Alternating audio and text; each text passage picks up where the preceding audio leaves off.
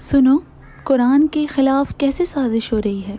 یہودیوں نے ایک میٹنگ بٹھائی جس میں وہ کہتے ہیں کہ اگر ہم قرآن میں تعریف کرنا چاہتے ہیں تو ہمیں سنت کو تباہ کرنا ہوگا اور سنت کو شکست دینے کے لیے احادیث کو تباہ کرنا ہوگا، اور احادیث کو شکست دینے کے لیے ہمیں مسلم علماء کی جگہ ایسے علماء بٹھانے ہوں گے جو ہم مقرر کرتے ہیں، جو آیات اور احادیث کی وہ تشریح کریں گے جو 1400 سال کسی نے نہیں کی۔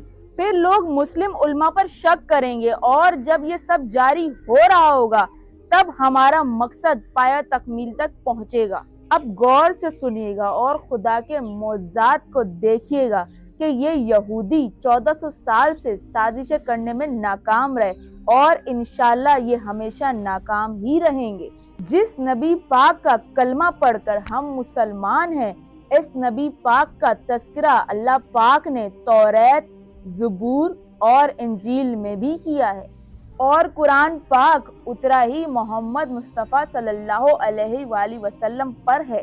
باقی کی 3 کتابوں میں یعنی توریت، زبور اور انجیل میں یہودیوں نے اتنی ایڈیشن کی ہے، لیکن قرآن پاک ایسا معجزہ ہے جسے کوئی نہیں بدل سکتا، اور یہ خدا کا وعدہ ہے کہ جیسے وہ ابابیل بھیج کر اپنے گھر کی حفاظت کرنا جانتا ہے، بالکل اسی طرح وہ اپنی کتاب کی بھی حفاظت کرنا جانتا ہے۔ سورہ حجرات ترجمہ: بے شک ہم نے ہی قرآن کو اتارا ہے اور بے شک ہم خود ہی اس کی نگہبان ہیں، کیونکہ ہر آنے والے نبی نے ہمارے نبی کی بشارت دی ہے۔ اسی وجہ سے شاید ہی دنیا میں کوئی ایسا مذہب ہو جس میں ہمارے نبی کا اس میں گرامی نہ ہو۔ اسی لیے کہتے ہیں کہ تحقیق کے دروازوں کو کھلا رکھو تاکہ دشمن تم پر حملہ نہ کر سکے۔ کیوں؟ کیونکہ دشمن نے تمہیں یہاں سے قتل کیا۔ یاد رکھیے گا کہ تمام یہودی ممالک مل کر مسلمانوں کے لیے سازشیں کر رہے ہیں تاکہ وہ پوری دنیا میں اپنی ظلم کی حکومت قائم کر سکیں۔ یاد رکھیے گا ہمیں علمی اور تحقیقی میدان دونوں سے یہودیوں کو شکست دینا ہوگا۔ اب آگے بڑھتے ہیں۔ جہاں جہاں ہمارے نبی پاک صلی اللہ علیہ وآلہ وسلم کا ہندو کتابوں میں تذکرہ آیا ہے کہ جیسے ویداز میں جہاں ہمارے نبی کا نام ہے، وہاں اہم کو الگ اور ات کو علیحدہ کر کے لکھا ہے تاکہ آخری نبی کا نام ان کی کتابوں سے نکالا جا سکے۔ اسی طرح ریسرچ کرنے پر معلوم ہوا کہ عیسائیوں کی کتاب بائبل میں جہاں جہاں رسول اللہ صلی اللہ علیہ وآلہ وسلم کا ذکر ہے، وہ کسی نہ کسی طرح خیانت کر کے ہمارے نبی صلی اللہ علیہ وآلہ وسلم کا نام نکال رہے ہیں، اور ہم مسلمان ہیں جو خواب غفلت سے بیدار ہی نہیں ہو رہے، لیکن دشمن بیدار ہے، اور بعض آیتوں میں نئے ایڈیشن کے ساتھ عیسائی اس کوشش میں ہیں کہ ہمارے نبی صلی اللہ علیہ وآلہ وسلم کا نام ان کی کتابوں سے نکالا جا سکے۔ توریت کا حوالہ جیوٹرونومی میں، اس میں کہیں جگہ ہمارے نبی کا ذکر آیا ہے۔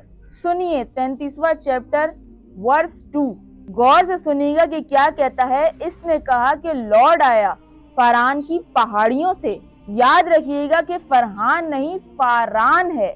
تو کیا کہتا ہے کہ لارڈ آیا فاران کی پہاڑیوں سے، اور فاران کہتے ہیں مکہ کو۔ اس کی دلیل اگر کوئی عیسائی پوچھے کہ فاران کیسے مکہ ہے، تو فاران ہی مکہ ہے اور مکہ ہی فاران ہے۔ اب اس کی دلیل کہاں سے دیں گے؟ بائبل کا پہلا چیپٹر ہے، 21واں چیپٹر کچھ اس طرح سے ہے۔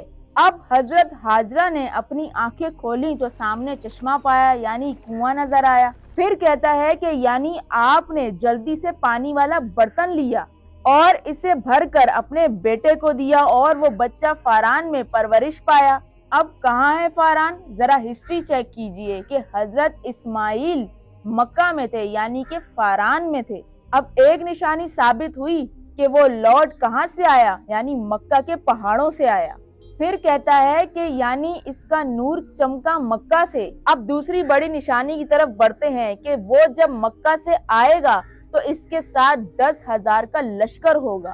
اب غور سے سنیے گا کہ جب مکہ فتح ہوا تو ہمارے نبی صلی اللہ علیہ وآلہ وسلم کے ساتھ 10,000 صحابہ کا لشکر تھا۔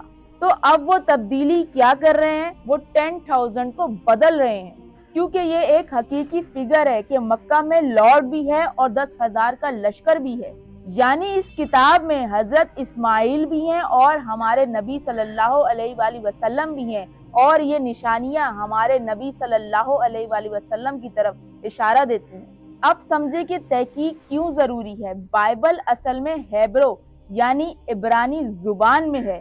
اب اس میں سب سے بڑی خیانت کیا ہو رہی ہے کہ 10 کو ختم اور 1000 کو لکھا جا رہا ہے، اور یہ سب جدید ایڈیشن میں کیا جا رہا ہے، یعنی آنے والی کتابوں میں، اور یہ صرف اس لیے کیا جا رہا ہے تاکہ آنے والی نسلوں کو یہ پتہ نہ لگے کہ محمد مصطفیٰ صلی اللہ علیہ وآلہ وسلم کا ذکر کہاں کہاں ہے۔ اب ایک بڑا اور بہترین جملہ آپ کے نظر کرنے لگی ہوں کہ یہ کچھ بھی کر لیں، دین کا ٹھیکہ پہلے ہی خدا نے لے رکھا ہے، اور جب وہ 1400 سال بعد آنے والی نسل پر اپنے راز کھولتا ہے تو اسے کسی بھی سہارے کی ضرورت نہیں پڑتی۔ کیسے؟ چلتے ہیں حضرت نوح علیہ السلام کی طرف کہ حضرت نوح علیہ السلام کے زمانے میں آنے والے طوفان نے دنیا کا نقشہ ہی بدل کر رکھ دیا، اور ابلیس سمجھتا تھا کہ اب انسان ختم، لیکن یہ نہیں جانتا تھا کہ اللہ کی پلاننگ کے مطابق 18 لوگوں کی بستی سے دنیا دوبارہ آباد ہوگی۔ اور یہ سب جانتے ہیں کہ ہسٹری آف نوح سے، یعنی حضرت نوح علیہ السلام کے 4 بیٹوں سے مختلف ملک آباد ہوئے۔ تو یہاں سے معلوم ہوتا ہے کہ کوئی ہے جو نظام چلا رہا ہے اور وہ جانتا ہے کہ نظام کیسے چلانا ہے۔ اب آپ نے اور میں نے کیا کرنا ہے، یعنی سیدھے رستے کا انتخاب کرنا ہے۔ بالکل اسی طرح وہ اپنی کتاب کی حفاظت کرنا جانتا ہے۔ قرآن پاک ایک ایسا معجزہ ہے کہ ہر بار پڑھتے ہوئے علم میں اضافہ ہوتا چلا جاتا ہے، اور اس میں ایسے راز موجود ہیں کہ جسے لوگ دیکھتے ہیں اور پڑھتے بھی ہیں، لیکن آنکھوں کے آگے ایک پردہ ہے، اور وہ پردہ آخری وقت میں ظہور کرنے والا ہی اٹھائے گا، اور ایسے راز و نیاز کی باتیں بتائے گا کہ آنکھیں کھلی کی کھلی ہی رہ جائیں گی، اور زبان کچھ کہنے سے قاصر ہوگی، اور ایسی تلاوت کرے گا کہ ایسی تلاوت کسی نے سنی نہ ہوگی۔